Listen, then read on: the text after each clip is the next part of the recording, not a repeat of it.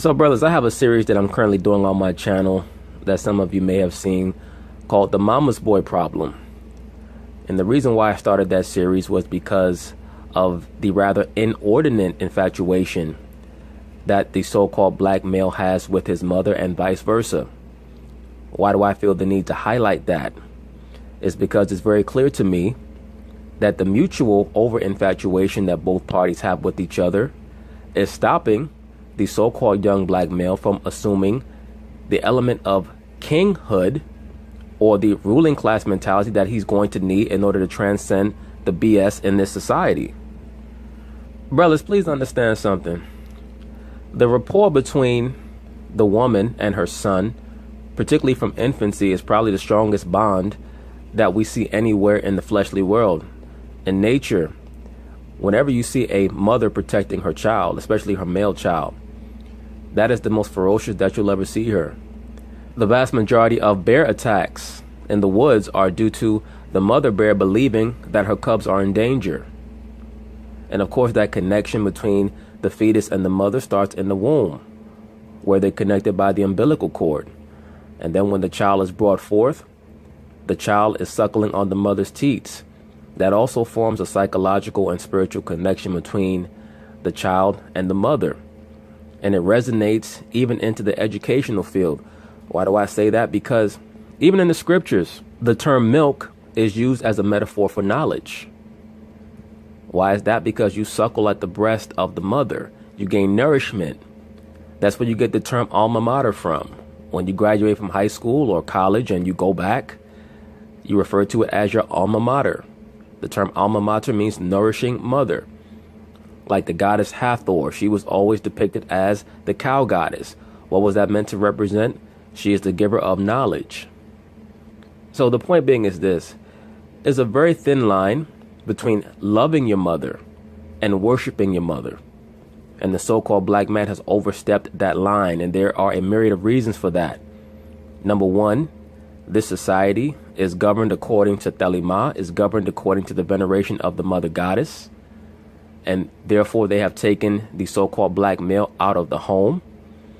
And because so many brothers no longer have a ruling class mentality, they don't know how to reinstate themselves in their rightly place as the head of the woman. But that is the natural state of the man, to be the head of the woman. So it is inordinate to look at the woman as your head, even if she's your mother. When you come of age as a man, you're not supposed to look at your mother as your head.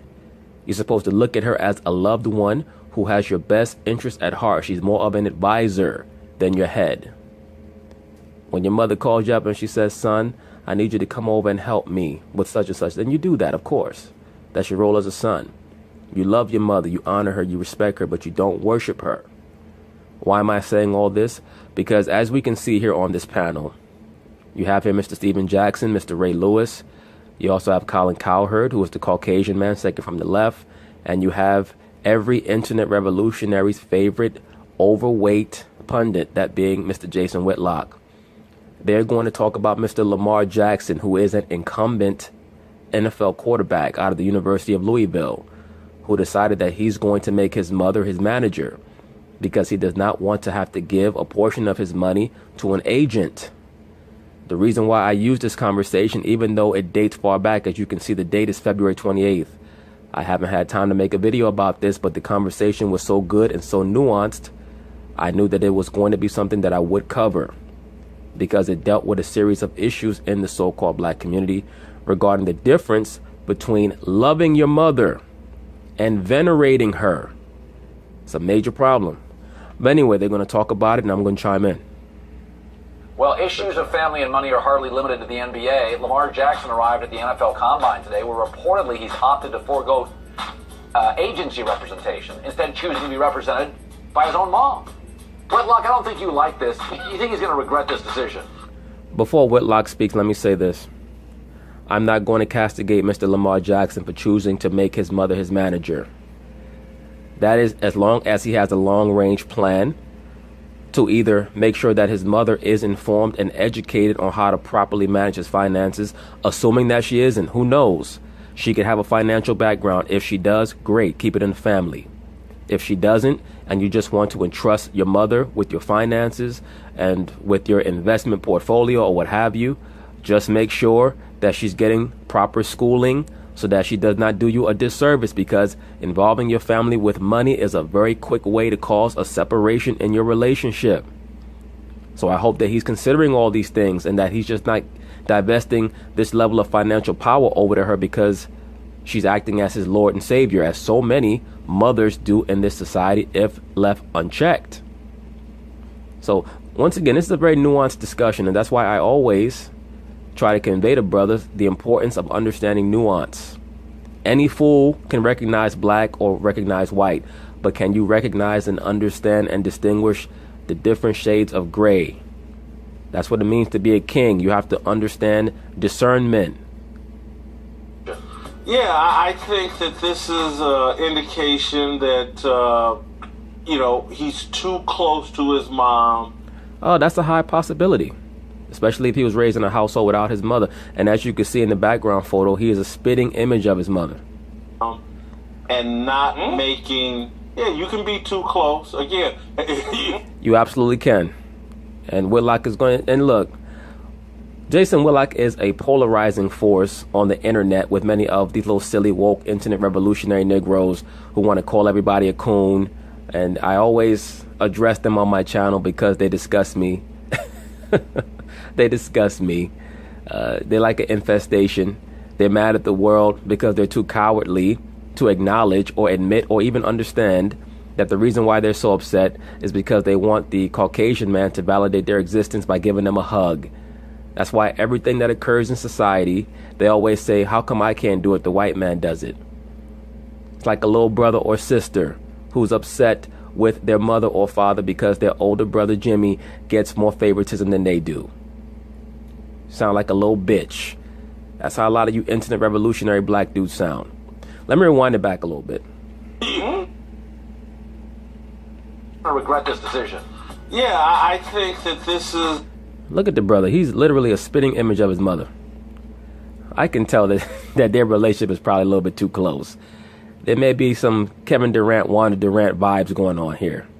This is an indication that, he's too close to his mom and not making... Yeah, you can be too close. Again, I can't never be too close to my mom. You can be... I hit you with the Scooby-Doo. You can be too close to your mom and... Now you see the two Mama's boys, they're already getting upset. Stephen Jackson and Ray Lewis. Ray Lewis goes to church to try to throw off some of that feminine energy that was imbued upon him by his mom. That's why he got so caught up in football and also in the church. You'll find that many people who have addictive personalities, they can't control what they're addicted to, so they'll try to offset their addiction to one thing by becoming addicted to something else. That's why you hear Ray Lewis, and he has a Messiah complex, Ray Lewis does. He has a savior complex. He got so caught up in the church and in football to try to fabricate, to try to simulate what he thought he would have gotten from a dad. So he's still missing that. And Stephen Jackson, nothing against the brother Stephen Jackson. He's done very, very well for himself. But anybody who's followed Stephen Jackson's career could tell that he came from a home that was overrun by feminine energy. And no disrespect to the brother Stephen Jackson, but he's gang related too. I know that for a fact. So a lot of times brothers join gangs. That's another reason why brothers join gangs, is to try to offset a lot of the feminine energy that they were subjected to as a child. And not step up as a full-grown man and take control of your situation. It happens all the time. It's an issue in our community. Thank you, sir.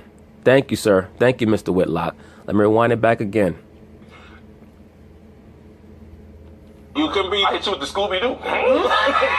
You can be too close to your mom and not step up as a full-grown man and take control of your situation.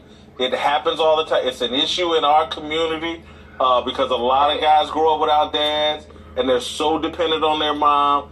He needs better advice. Hey, Let me say this before Colin Cowherd speaks. Brothers have to understand something. When you grow up and you become a man and you start to deal in a relationship with a woman, you cannot take to heart what the woman says, because This is why I always try to communicate to brothers that the woman is a two-dimensional thinker. Oftentimes she'll say things to you that she doesn't really mean or even understand. Like they'll talk about how they want a man who loves his mother. But well, that's until they get a mama's boy. Because at the end of the day, there is going to be a push and pull. There is going to be a tug of war between your woman, if she's special to you, and your mother, if you don't know how to moderate both relationships. So you have to show that you are going to preside over the both of them in order for you to have a healthy relationship with the both of them. Because if you allow them, your woman and your mother, they will both, on either side of you, pull you apart and destroy you if you don't moderate the both of them. One of the criticisms of Lonzo Ball was like his dad always did the talking for him. I mean, there is some... Now, if Lonzo had been in the league 10 years, we wouldn't say that. But I've heard more people... I'm not one of them, but I've heard people say, Lonzo's not his own man. Well, that's very revelatory, Colin Cowherd. The question is, would that have been the case in the liberal media had it been his mother who was dominating him? Maybe it would, maybe it wouldn't. Who knows? Because they do tend to castigate the Kardashians. But that situation's a little different. Number one, because the Kardashian clan is all women or predominantly women. And they're also non-black, so-called black. So as we know, there's always additional scrutiny on the so-called black man and who is controlling him if it's not a woman. His dad's doing all the talking. Could I make the argument, dude, you're a quarterback. Can't have your mom representing you? Well, I'm from the country, and I can't never love my mom enough. It's not about loving her. Thank you, Jason Whitlock. Did you hear what Jason Whitlock said? He said it's not about loving her. In other words, Jason Whitlock understands the distinction, as I stated, between loving your mom and worshiping her. This brother, Steven Jackson, worships his mother. And unfortunately, because a lot of these brothers grow up in environments without being subjected to healthy male energy, that's all they know. So many of them don't know what it's like to have missed out on some of the important lessons and a lot of the mental acuity that they would have gotten from being raised in a household with a man who knows how to control himself properly and live his life according to certain ordinances and according to moderation. The woman oftentimes is an extremist because she's so emotional, and that resonates with a lot of these young men today, a lot of these young males today. And once again, Steven Jackson, fortunately for him, he was able to land a job as an announcer on television, because for those of you who don't know, he was involved in the quote-unquote Malice at the Palace, where he ran up in the stands in Detroit and got into a huge brawl with the audience in the palace at that time, of course, to defend that other nut job, Ron Artest. At the camera, I love you so much, I can't love you enough, but I'm just saying... You should tell your mother that you love her every day, and your dad, if you can. Just saying, like, his mom knows his worth. He knows his worth. At this point, he's coming new to the league. Would you let your mom represent you as an agent? You know what? I represent myself. Would you let your mom, that was your dodging, would you let your mom be your agent? No, but I wouldn't let her handle my money, because that's basically what she's doing. She's not really representing him. She's basically handling his money. He's going to make all the decisions. Well, we have to hope that he's going to make some of the decisions, but maybe he doesn't think he's ready to make the decisions. That's why I said this conversation is nuanced, because I'm going to give Lamar Jackson the credit as a man to say that even though he's a young brother, he's probably like 21 years old, that he knows what's best for himself. So I'm going to say, to give him the benefit of the doubt, that he appointed his mother as his manager because he feels like she has his best interests at heart and that she's not going to do him dirty. And I hope that that's how that works. But I also hope that he has his mind on presiding over his own finances, his own estate in the near future. Because until he does that, he's not really a man. He's just a boy looking for his mother to balance out his money so that she can give him an allowance. So he has to be very careful with that. And please understand, the love of money is the root of all evil. I hope that it doesn't change their relationship. But whenever you give someone else the power, when you divest control over your life to someone else, even if it's your mother, that's going to be a big test for her as well as for you. That's all that really is. But who has your best interest at heart more than your mom? I would hope so, brother. Nobody. So if that's the chance, doesn't mean she's the best person to handle your money. Agreed. You're exactly right. But if I have to take a chance and go out with someone, I'm going to go out with my mama. I agree with that also. If you have a great mother, you know why he's putting forth that sentiment. But when you say go out with your mama, if you got to go out with somebody, I'm talking about we in an alley and it's just going to be, we're going to go out and we know we're going to die. We're going to take as many people with us. Of course, you want your mama there. You want your dad there. You want whoever else you know going to ride or die with you. But does that make her the best person to handle your finances in the long run? I don't think that she should be his manager in the long run unless she either has financial training or he's sending her to school to get financial training. That's just real. You wouldn't let her. I understand that. You know what? I'm with Jack on this, because We know you with Jack, brother. You're another mama's boy. you know, one of the biggest mistakes I think young players make when we get this type of money or this type of opportunity is the first person we go to trust is an agent that we don't even know. I agree with that, sir. We know nothing about them. We know their backgrounds. We know nothing. But we go immediately and say, oh, I'll give you 3%. 3% of what I work for, because what Lamar Jackson is about to get, it's already signed on the dotted line. Great point. Wherever Lamar Jackson is going to be drafted, that already has a financial or monetary value attached to it. So there's no need for you to split that money with an agent before the draft. He already knows that he's getting drafted. So wherever he gets drafted, there's going to be a mandatory monetary value attached to that draft status. So he doesn't even need to have an agent until he's already signed. That's if he wants an agent. Because why would you want an agent? Because you would assume that an agent would assist you in getting connections for endorsements, etc. So his mom is going to have to be prepared to do that if she's going to carry on that label or that title. Or maybe he just doesn't want that right now. I'm not quite sure what his plans are. Wherever he's slotted at, that's what number he's getting.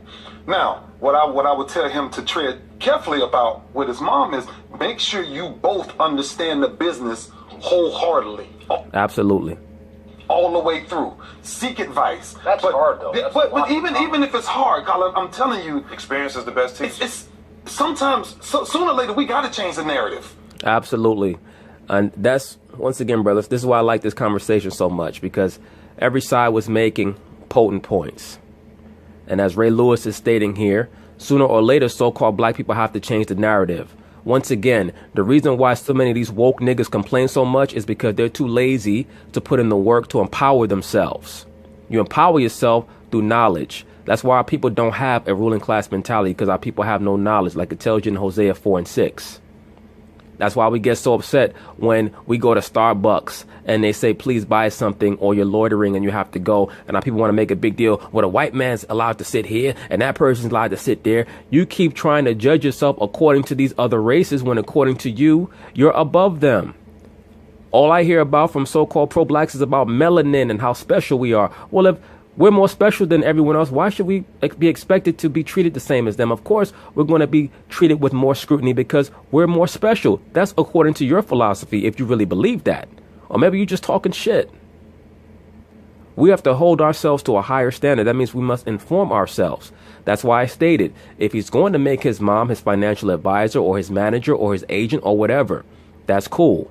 Hopefully she has financial training, a background in understanding the monetary system, and if not, send her to school with that initial contract that you're getting so that she can go and get informed and understand how to turn your $1 million into $10 million, and we can just keep it in the family. Sooner or later, we got to stop making all these agents rich. Man, we're making them filthy rich. Agreed. Wealthy. What's the matter with making Eugene Parker rich? What you mean? Why not make For those of you who don't know, Eugene Parker is a black agent. my mama wealthy? Same difference. Same difference. If we all go through the education process together, it's one of the things that I'm starting to teach now in a lot of business about financial literacy, about understanding what your money means for you. Absolutely. Not somebody else counting your money and tell you, hey, I think you should do this or I think you should do that. Like, how many guys do not have a structure set up when they start to receive that type of money? I agree. Listen, moms are great. They're amazing. Particularly happen to believe I have the. Did you see what Ray Lewis said? He said they're amazing. Once again, that rapport between the mother and the son is extremely, extremely powerful. Hell, read Genesis the 27th chapter. How Rebekah assisted Jacob in receiving the blessing. That's the power of the mother. But that's a very, very dangerous path that you walk when you don't understand the difference between loving your mother and worshiping her, because that can hamper you from establishing healthy relationships with other people thereafter. Because you have to know how to have a healthy rapport with your woman or your women. And if you're constantly being infatuated with your mother is going to stop you from developing those healthy rapports with your women. When my mom speaks to me, she asks me. She doesn't tell me, because she understands that I have the level of wisdom and knowledge needed to make my own decisions. She gives me her perspective. She doesn't give me a declaration. The greatest one ever invented. So, but as an agent, as a financial advisor, as you know, there's preparation that goes into that. And I'm gonna go real big picture here, because this is, and I wish we had more time to talk about, because this is a black issue. It's a major issue in the so-called black community, big time. Black men and their mothers and how we interact. It's a major issue in a positive and there's some negatives or complications to it. But absolutely, and the reason why you understand that nuance, Mr. Whitlock, is because you were raised with a strong father in your home, and that's the only way that you can understand that. If you've never seen a certain color before, you can't comprehend it until you've seen it. But I'm gonna ask both of y'all. Y'all ever watch Roots? The TV. Go watch the first episode again and see how we were supposed to be trained as men, go off to manhood training, and come back. And even our mothers answered to us after we went through the manhood training. Absolutely, sir. Absolutely, sir. Let me say this. For those of you who've seen Roots, and I've mentioned this on my channel a very long time ago, Alex Haley was an asset of naval intelligence. And I believe that he was an agent who was sent into the so-called black woke culture of the time, the so-called civil rights culture of the time, to follow around certain assets, certain provocateurs, whoever they may be. He was the person who Malcolm X transcribed his life to. But yes, Alex Haley was an asset of naval intelligence. And Roots was plagiarized. He took that from a Caucasian man named Harold Corlander. The Caucasian man, Harold Corlander, wrote a book called The African. And Alex Haley based his so-called family history of Roots after that book written by Harold Corlander. And then it was optioned into a major television series. Why is that? Because Alex Haley was a plant. Okay? He was a plant who was basically hired to help promote the blacks all come from Africa theory, which was heavily pushed starting in the 60s into the 70s. But that's a whole other video. That's a whole other story for another day. Once again, for those of you out there who may not understand this, the so-called black people of the Americas come from three places. You have the so-called blacks who were aboriginal already here. You have the so-called blacks who were brought here from the west coast of Africa. And you have the so-called blacks who were sent here from Europe after the huge race wars of the 16 and 1700s. But once again, those are videos for another day. Right. We're supposed to step up and be the leaders. And instead, we never break that cycle. And absolutely. Once again, when you become a man, your mother gives you her perspective. She gives you advice. She doesn't tell you, son, here's what you're going to do. And for a lot of males in this society, they're still taking orders from their mother. A lot of women are taking orders from their mothers too. But like I said, I always speak from the man's perspective towards the so-called black man, because he's supposed to be the head. But you have a lot of mama's girls in this society too, quiet as kept. And mama's leading. I know some people 50 years old, and mama's still the head of them. I'm not surprised. We have a cycle. But that's out of respect, though. No, that's not out of respect. That's out of veneration. That's out of veneration. And I know what Whitlock is talking about. Maybe Stephen Jackson doesn't quite comprehend what Whitlock is talking about. But when Whitlock says that the mama is still the head of them, he means that she is dictating things to them. It's not that you understand your mother's place in a high estate in your life. When your mom needs you, you have to be there. When she calls on you, you have to respond. You have to honor your father and your mother. What Whitlock is talking about is worship. That's out of he's changed the narrative. Aren't there already? Lamar is one of those quarterbacks where half the league's in, half the league's not. It's not like Elway. Right. Yeah, that's so there's some questions. Couldn't I argue it kind of adds another question? even if you're right, it's so unique. It is. That there's going to be a GM like, I just don't feel good with this. I agree with that. It may add a component of confusion or doubt in regards to whether a team wants to draft him or not. But it's up to him. Like I've already stated, if he's spoken about this with his mother and they've worked it out, and he says, Mom, I want you to handle my money when I first come into the league, but I also want you to go to school to learn about finance, then cool. If it's a situation where he's a mama's boy and he can't tie his own shoes without talking to her first, then it's going to lead to problems later on in his career and later on in his life. This feels youthful. Like even if because there's already about half the league on him is like, what if another But they do that about every black quarterback. Oh, that's true. That's true for the most part. No, they don't. Oh my goodness. No, they don't. They say every black quarterback can't do this, can't do that. He should be a receiver. He should. Nah, Deshaun Watson, Jameis Winston. Right, but Deshaun Watson should have been drafted number 1, Jason Whitlock. That's not a good example. Now, yes, Jameis Winston and Cam Newton, they did go number 1. So those are points in your favor. But to Steven Jackson, yes, they do tend to try to worry about various components to black quarterbacks that they really shouldn't. Look at this quarterback, Josh Allen, who happens to be Caucasian, I believe out of Wyoming. For all intents and purposes, this guy has no accuracy whatsoever. He completed less than 60% of his passes in college, but they're considering taking him number 1. Why is that? Lamar Jackson won a Heisman Trophy last year, and he's never shown that he has trouble throwing the ball down the field. He may not even go in the first round. There's a lot of guys. If her credibility. Said the same thing about Mike Vick. Right. If all the things that she. Yeah, but Mike Vick was a very highly touted prospect. This brother Lamar Jackson, for whatever reason, is not as highly touted, but supposedly he may be drafted by New England. So we'll see. Tom Brady's already signed off on it, of course, because he knows that most likely Lamar Jackson will not be a threat to take his job like Jimmy G was. She knows if they went into this together, I get it what you're saying, right? All you want to do is be informed. I get it. Absolutely.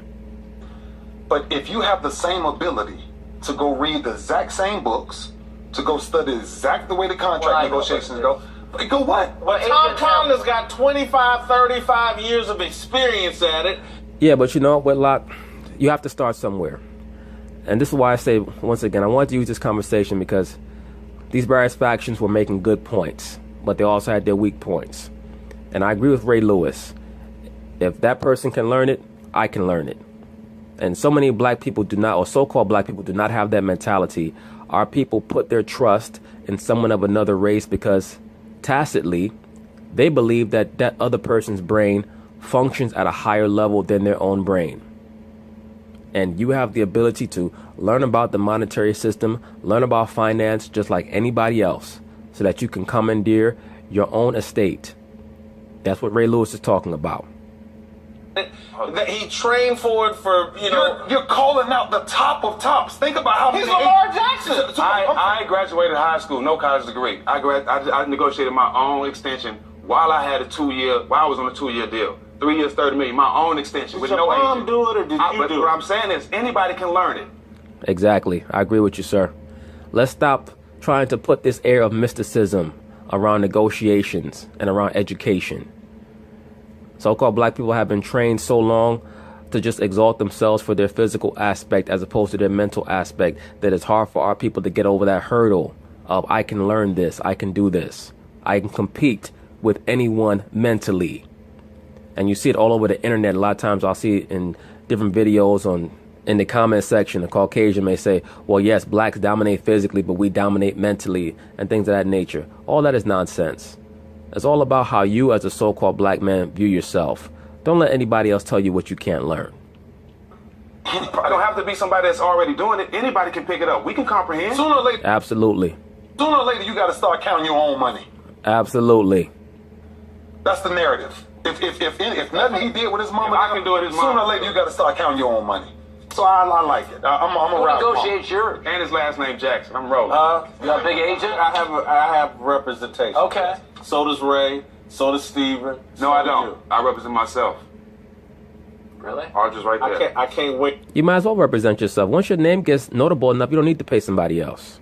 Wait, I like Mr. Jackson. I'm gonna take you to the cleaners then. I like coming up. But anyway, once again, very good conversation. As I stated, all four factions, they made very good points. There were also little minute flaws in everyone's stances or views, but I thought that the overall tone of this conversation was by far the best that I'd seen on this topic. But once again, brothers, you can't let anyone tell you what you can't learn and what you can't do. You have to learn to love your own brain. But anyway, peace.